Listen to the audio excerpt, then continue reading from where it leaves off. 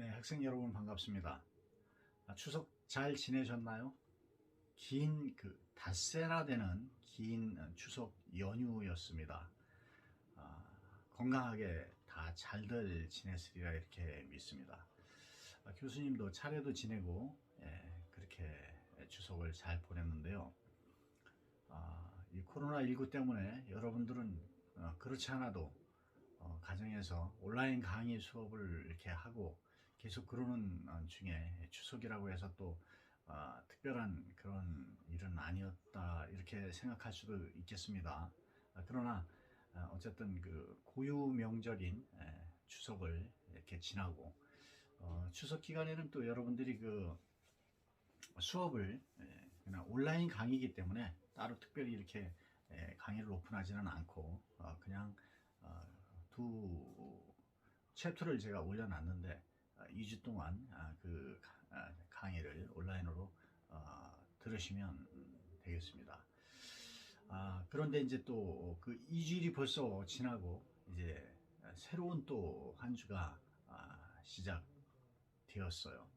그래서 여러분들하고 이번 시간을 이제 맞이하게 되었는데 우선 이렇게 교수님이 추석을 잘 보내시라고 믿고 이렇게 대면 강의 대신에 온라인 강의로 인사 말씀을 먼저 드리고 강의 시간에 또 뵙는 걸로 하겠습니다.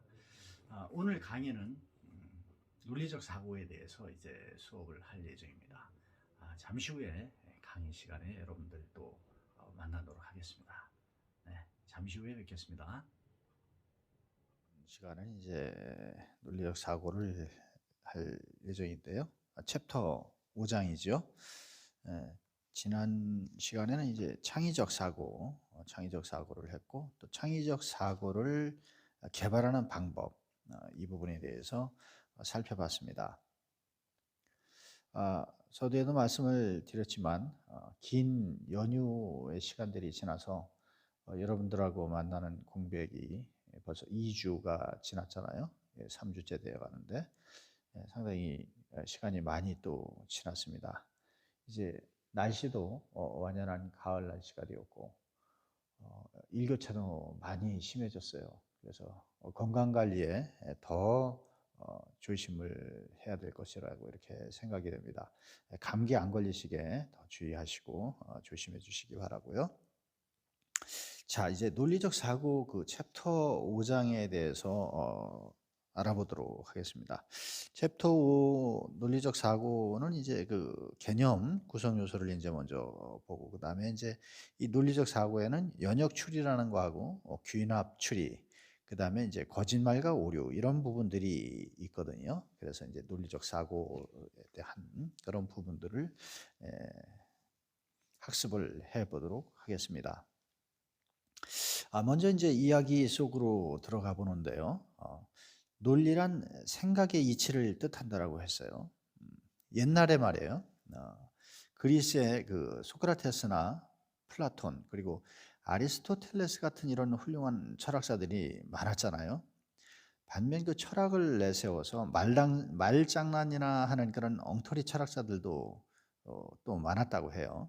이런 사람들을 흔히 이제 궤변론자다 이렇게 얘기를 하죠. 궤변이라는 건 이제 말이 앞뒤도 안 맞는 얘기를 그럴싸하게 이제 꾸며서 마치 맞는 얘기처럼 이렇게 만드는 그런 주장을 말하는데 이를테면 이제 이런 식이죠. 어떤 궤변론자가 젊은 제자를 불러놓고 물었어요. 만일 자네가 신발을 잃어버리지 않았다면 그 신발은 자네에게 있겠지? 그렇습니다. 만일 자네가 돈을 잃어버리지 않았다면 그 돈은 자네에게 있겠지? 그렇습니다. 그럼 자네가 잃어버리지 않은 물건은 자네에게 있는 셈이지? 예, 그렇습니다. 그럼 자네 혹시 머리에 달린 뿔을 잃어버렸는가? 아닙니다. 저는 뿔을 잃어버리지 않았습니다. 그러자 스승은 껄껄 웃으면서 말했어요. 자네가 뿔을 잃어버리지 않았다니 자네는 뿔을 가지고 있구만. 하하, 자네는 머리에 뿔이 달린 사람이야. 예? 제자는 그제야 스승한테 놀림을 당했다는 사실을 알아차리고 은근히 화가 났습니다. 며칠 뒤 제자는 궤변론자인 스승을 찾아갔습니다. 스승님, 혹시 지난번에 제가 맡겨둔 금팔찌를 잃어버리지 않으셨습니까? 아무리 찾아봐도 없더군요. 느닷없는 질문에 스승은 어리둥절해졌죠. 아니, 나는 잃어버리지 않았어. 그 말을 듣고 제자는 말했어요. 제가 맡겨둔 금팔찌를 잃어버리지 않으셨다니, 그러면 선생님께서 가지고 계신 게 틀림없군요. 어서 되돌려 주십시오. 스승은 화가 났죠. 애끼 이놈아, 네가 언제 금팔찌를 나한테 맡겼다고 그걸 되돌려달라고 하느냐? 그렇습니다. 애당초 맡기지 않은 금팔찌는 잃어버릴 수도 없는 것이죠. 그렇다면 애당초 제 머리에 뿔이 없는데 어떻게 그걸 제가 잃어버릴 수 있겠습니까? 논리란 생각의 이치를 뜻한단 말이죠.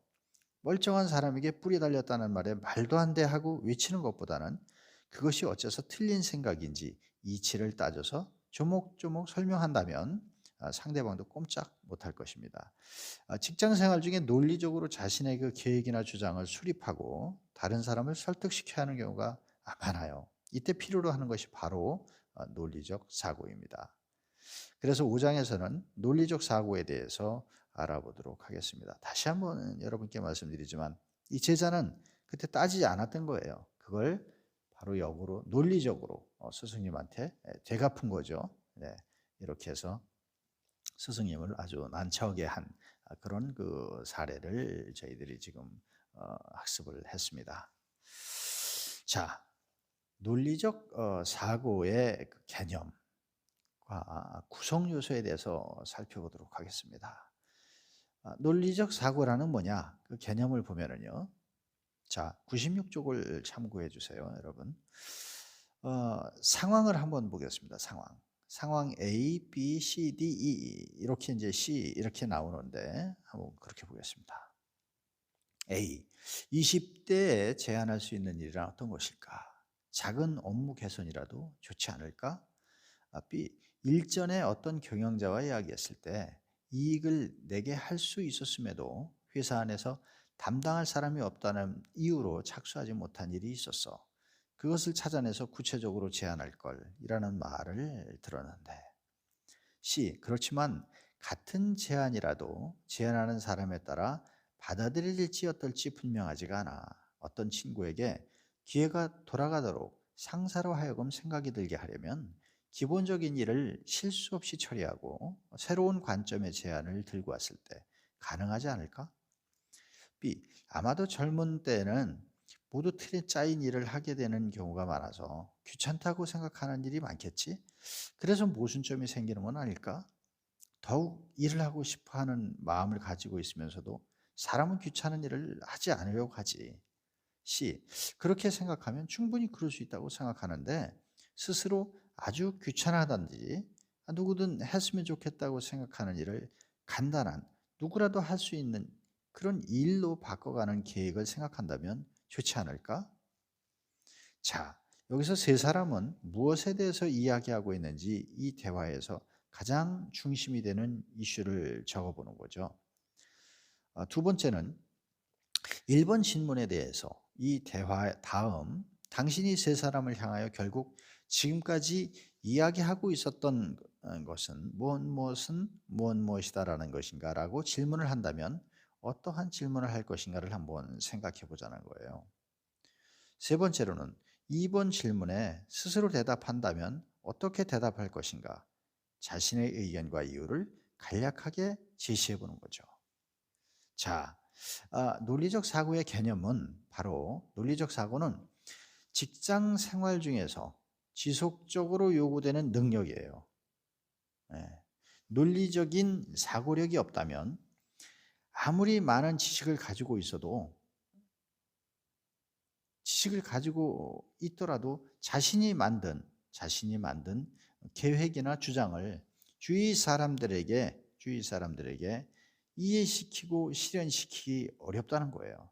이때 다른 사람들을 설득하여야 하는 과정에서 필요로 하는 것이 바로 논리적 사고가 되겠습니다. 어떤 문제나 어떤 그런 그 생각들을 전개하는 데 있어서 바로 주위 사람들에게 주위 사람들에게 필요로 하는 거, 설득하는 거, 이런 과정, 이런 것들이 필요한 논리적 사고라는 것이죠. 사례에서 지금 제시되는 상황은 직장 생활에서 흔히 겪게 되는 상황으로 논리적인 사고의 중요성을 일깨워준다, 이렇게 볼 수 있습니다. 논리적 사고의 그 전개에 있어서 전후의 관계가 일치하고 있는가를 살피고 아이디어를 평가하는 능력을 의미하는데요. 이러한 논리적 사고는 다른 사람을 공감시켜 움직일 수 있게 하며 짧은 시간에 헤매지 않고 사고를 할 수 있게 해준다는 거예요. 또한 행동을 하기 전에 생각을 먼저 하게 하며, think, 생각을 하게 하며 주의를 설득하는 일이 그렇게 되면 훨씬 쉬워진다는 거죠. 그래서 이 논리적 사고라는 것은 다시 한번 말하자면 행동을 하기 전에 생각을 먼저 하게 해줘서 주의를 설득하는 일이 훨씬 쉬워질 수 있도록 하는 그런 사고다. 이렇게 이해를 하시면 좋겠습니다. 다음은 논리적 사고의 그 구성 요소에 대해서 살펴보도록 하겠습니다. 논리적 사고의 구성 요소는 우리가 생각하는 습관, 그 다음에 상대 논리의 구조화, 구체적인 생각, 타인에 대한 이해, 설득, 이렇게 이제 5가지로 논리적 사고가 구성이 되어 있는데요. 논리적인 사고를 하기 위해서는 이런 그 5가지 그림에 대한 설득 5가지 요소가 어떤 것인지 이걸 이제 구체적으로 살펴볼 필요가 있어요. 먼저 생각하는 습관에 대해서 살펴보도록 하겠습니다.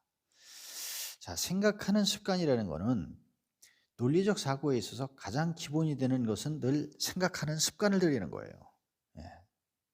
우리가 논리적으로 얘기를 할 날이면 늘 해야 된다는 거예요. 그 생각할 문제는 우리 주변에 쉽게 찾아볼 수 있죠. 특정한 문제에 대해서만 생각하는 것이 아니라 일상적인 대화, 중요하죠.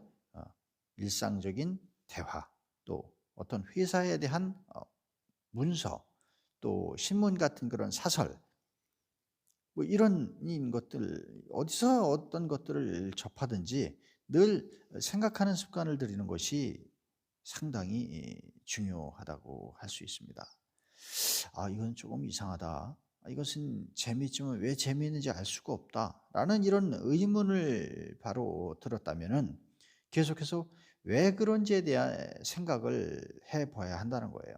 특히 이런 생각은 출퇴근길이나 학교 등하굣길이죠. 또 화장실에 앉아서 볼일을 볼 때, 또 잠자리에 들어서 잠자기 전, 이럴 때 생각을 좀 많이 할 수 있잖아요. 그래서 언제 어디서나 그런 의문을 가지고 생각하는 그런 습관을 들이는 것이 중요한 거예요. 왜 그렇지? 왜 그런지에 대한 거.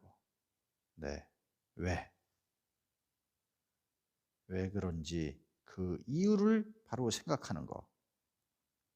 수시로. 이것이 생각하는 습관을 들이는 것이 중요하다. 2번째 요소는 상대 논리의 구조화라고 그랬어요. 자, 상사에게 제출한 기획안이 이제 거부되었을 때, 자신이 추진하고 있는 프로젝트를 거부당했을 때 왜 그럴까? 왜 자신이 생각한 처럼 되지 않았을까? 만약 된다고 한다면 무엇이 부족한 것일까? 이렇게 생각하기가 쉽죠. 그러나 이때 자신의 논리로만 생각하면 독선에 빠지기 쉬운 거예요. 이 중요한 거예요. 독선에 빠지기. 내 생각으로만 생각하면, 내 논리로만 생각하면. 이때는 상대의 논리를 구조하는 것이 필요한 거죠. 바로 상대는 왜 이렇게 생각했을까? 상대의 논리에서 약점을 찾고 자신의 생각을 재구축한다면 분명히 다른 메시지를 전달할 수 있죠. 자신의 주장이 받아들이지 않는 그 원인 중에 상대 주장에 대한 이해가 부족하다고 하는 것이 있을 수 있다는 거예요. 그래서 바로 이 부분은 상대를 이해하는데 내가 좀 부족했다. 이런 생각을 할 필요가 있다는 겁니다. 다음 3번째로는 구체적인 생각이에요. 구체적인 생각은 상대가 말하는 것을 잘 알 수 없을 때는 구체적으로 생각을 해 보라는 거예요. '아 저 사람이 무슨 말을 한 거지?' 그냥 이게 흘게 들으면은 그 무슨 말을 했는지 어떻게 알아요? 혹시 뭐 잘 못 들었으면 한 번 더 물어볼 수도 있고요. 예. 무슨 말씀을 했는지 제가 잘 예 이해가 되지 않아서요. 아니면 잘 구체적으로 듣지 못해서요. 다시 한번 말씀해 주시 이런 말을 하더라도 구체적으로 그걸 생각을 해 보라는 거예요. 업무 결과에 대한 구체적인 이미지를 생각해 본다든가 또는 숫자를 적용해서 표현을 한다든가 이런 방법을 활용해서 구체적인 이미지를 활용하는 것은 단숨에 논리를 이해하는 할 수 있게 하는 그런 경우도 사실 많아요. 이게 상당히 그 이미지 저번에도 이미지에 대해서 말씀을 드렸었는데요. 이 이미지를 활용하는 것이 상당히 좋다. 이미지 맵에 대한 것도 우리가 배웠었죠. 네. 그래서 이미지 맵으로 갖고 이렇게 가닥을 쳐나가면 더 이해가 쉽다. 이해하기 쉽다. 논리적인 이해를 하는데 도움이 된다. 이렇게 얘기할 수도 있습니다. 다음은 이제 타인에 대한 이해인데요. 타인에 대한 이해라는 것은 상대방의 주장에 반론을 제시할 때에는 상대 주장의 전부를 부정하지 않는 것이 좋다 그랬어요. 상대 주장에 너 네 말은 무조건 맞지 않아 이렇게 부정한 네 말이 틀렸어. 동시에 상대의 인격을 부정해서도 안 되죠. 당연히 아니 너는 말이야 항상 삐뚤어진 마음을 갖고 안티 성향을 갖고 있단 말이야. 이렇게 얘기하는 거. 예를 들어서 당신이 말하고 있는 것에 이 부분은 이해가 되지 못한다라고 하는 것은 주장의 부정이지만 이런 이유를 설정하는데 애당초 비즈니스맨으로서 불합격이다라고 하는 그런 잘못된 얘기를 하면은 이거는 바람직하지 못한 거죠. 이게 반론을 하든 찬성을 하든 논의를 함으로써 서로 논의를 함으로써 이해가 깊어지거나 논점이 명확해지고 새로운 지식이 생기는 등 이 플러스 요인이 바로 타인에 대한 이해라고 할 수 있습니다. 다음은 이제 마지막으로 설득인데요. 논리적 사고 구성 요소의 다섯 번째 설득은 논리적인 이 사고는 고정된 견해를 낳는 것이 아니라 누구나 더구나 자신의 그 사상을 강요하는 것도 아니란 말이에요. 근데 설득이라는 거는 자꾸 하다 보면은 내가 이걸 설득시켜서 어떻게든지 관철시키려고 하는 그런 노력이 굉장히 들어간단 말이에요. 그래서 자신이 함께 일을 진행하는 어떤 그 상대들이나 이런 사람들하고 의논도 하고 설득해 나가는 가운데서 내가 또 깨닫지 못한 그 새로운 가치를 또 발견하기도 하고 생각해낼 수도 있단 말이죠. 또 반대로 상대에게 반론을 하는 가운데 상대가 미처 깨닫지 못했던 중요한 또 포인트를 발견해낼 수도 있어요. 설득은 뭘 필요로 하냐? 공감을 필요로 합니다. 공감. 설득하기 위해서는 공감. 또 내가 어, 받, 받기 위해서는 또 공감. 그래서 이 공감이 상당히 중요해요. 그래서 설득은 논쟁을 통해서 이루어지는 것이 아니라 논쟁을 통해서 더욱 어떻게 돼요? 정교해진다 그랬어요. 정교해진다. 네. 이러한 설득의 과정은 나의 주장을 다른 사람에게 이해시켜서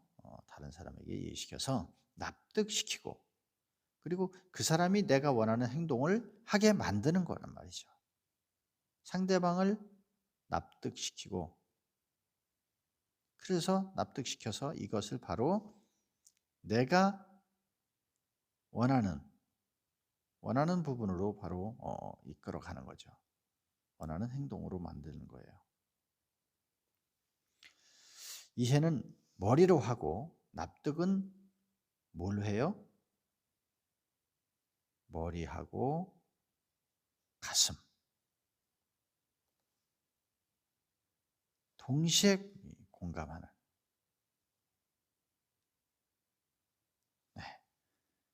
바로 이 공감은 논리적 사고의 기본이다.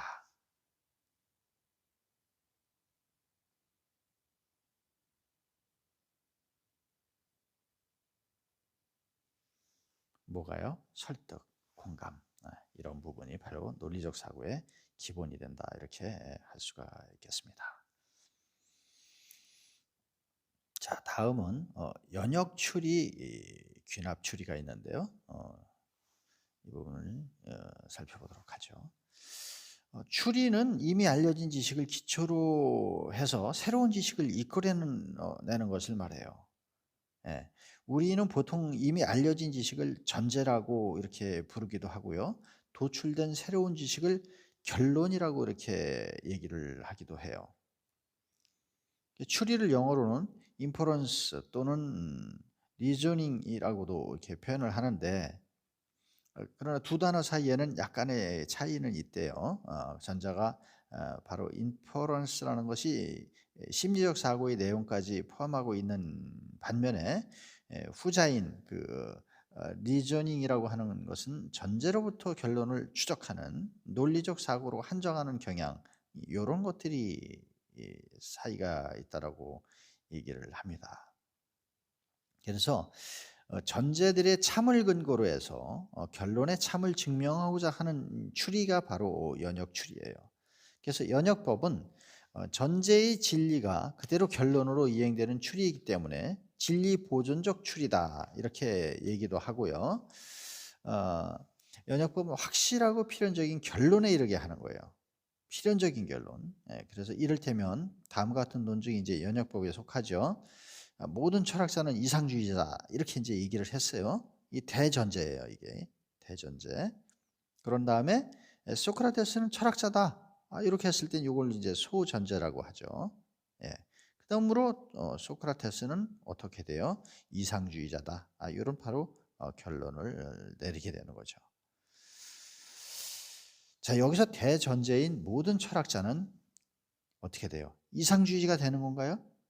이것이 참이냐 아니냐는 것은 문제가 되는 게 아니고, 대전제를 사실로 받아들이면 소크라테스가 철학자라는 사실을 알고 있고 소크라테스가 이상주의자라는 결론을 받아들이지 않을 수 없는 거예요. 대전제가 사실이다, 이걸 인정해 버리면 결론은 소크라테스는 이상주의자다, 이 철학자다, 이게 중요한 게 아니다 이거예요. 전제가 참이면 결론도 반드시 참이다. 전제의 진리가 참이면 결론도 참이다. 네, 바로 이런 것들이 논법의 연역법인데요. 이런 것들이 타당한 연역 추리에 있어서는 전제를 인정하고 결론을 부정하면 바로 모순에 빠지게 되는 거죠. 예. 귀납 추리는 그러면 뭐냐? 귀납 추리는 작은 전제들로부터 일반적인 것, 즉 대전제로 나아가는 방식이에요. 반대로.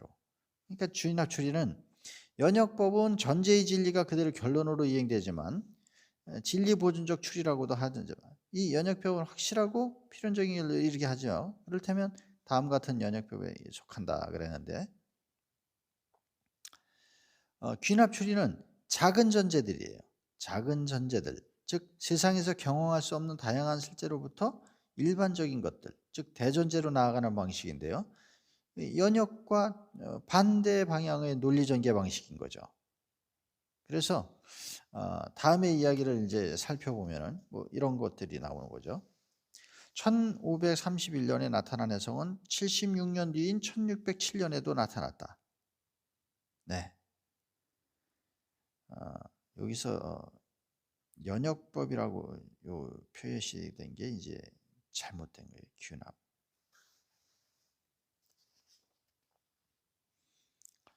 네. 그리고 1607년에 나타난 해석은 75년 뒤인 1682년에 나타났다. 여긴 76년, 여긴 1531년, 여긴 1675년. 그러므로 1682년에 나타난 해석은 76년 뒤인 어떻게 돼요? 요거는 1758년에 또 나타날 것이다. 예, 이런 식으로 헨리 해성의 쥐납 초리로 이렇게 발견되는 거예요. 헨리 해성이. 이것이 바로 연역 추리로 얻어지는 귀납 추리 방법이다. 이런 것들이 이렇게 이해를 하시면 될 것 같아요.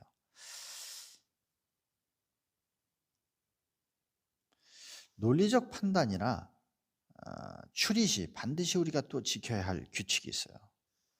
자, 이런 것들은 첫 번째로 이제 동일률이라고 하는 거예요. 동일률. 앞에서 한번 썼던 개념이나 판단은 뒤에서 쓸 때도 동일하게 써야 한다는 규칙인 거죠. 특히 법률을 집행할 때 같은 경우에는 동일한 공률을 꼭 지켜야 한다는 거예요. 예를 들면 같은 죄를 판사가 판사를 법원에서 판결을 하는데 도둑질을 했으므로 유죄라고 판결을 했다가 돈도 많고 지위도 많은 사람한테는 도둑질을 했지만 무죄라고 판결했다면 바로 무전유죄, 유전무죄 이런 말이 그래서 나올 수 있는 거잖아요. 만일 법관들이 이렇게 동일률을 지키지 않고 멋대로 그때마다 이렇게 다르게 판결을 한다면 그 사회는 엉망진창이 되고 말 것이란 말이죠. 그래서 개념을 쓸 때는 꼭 같이 지켜야 된다. 모든 죄인은 뭐예요? 벌을 받아야 되고 감옥에 가야 되고, 그런데 목사님은 스스로 죄인이라고 한다. 그러므로 목사님은 감옥에 가야 한다. 말이 돼요? 이 말은 말이 안 되는 거죠. 죄인하고 목사님은 스스로를 죄인이라고 한다 하더라도 죄인이라는 그 개념이 동일 개념은 아니다. 죄를 진 사람의 죄인과 목사님이 말하는 나는 하나님의 죄인이다 이렇게 얘기하는 거하고는 이 죄인이라는 개념이 동일 개념이 아니다.